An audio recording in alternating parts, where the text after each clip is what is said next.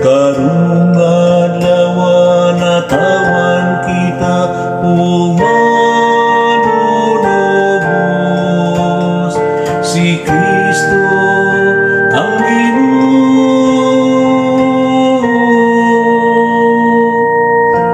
Awiti ang Ginoo ug usa ka bagong awit. Awiti ang Ginoo, kamong tanang mga yuta. Awiti ang Ginoo, dayga ang iyang ngalan. Karong adlaw natawan kita umanunubos, si Kristo ang Ginoo.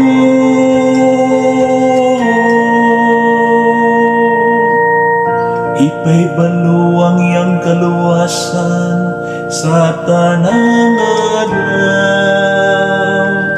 Iasoy ang iyang himaya diha sa kanasuran, diha sa tanang katawan. Ang iyang katingalahan mga buhay.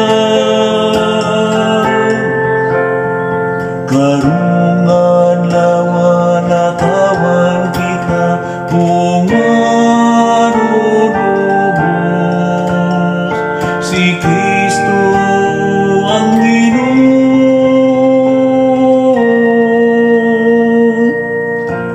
Paglipay mga langit ug pagsadyayuta, palanugang karagatan ug ang nagpuno niini. Maglipay ang kapatagan ug ang tanan nga anaa kanina. Unya manglukso sa kalipay ang tanang kahoy sa kalasangan. Karong adlaw natawan kita umanunubos, si Kristo ang Ginoo.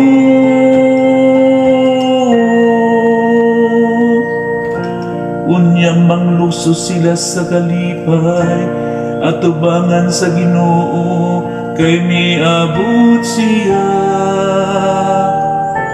Kay miabot siya aron maghari sa kalibutan.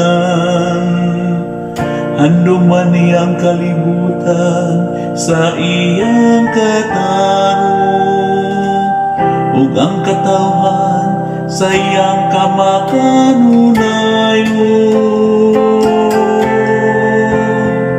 Karong adlaw natawan kita umanunubos, si Kristo ang Ginoo.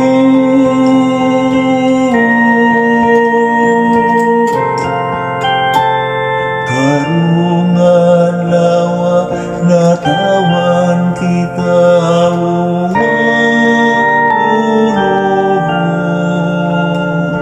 si Kristo ang Ginoo.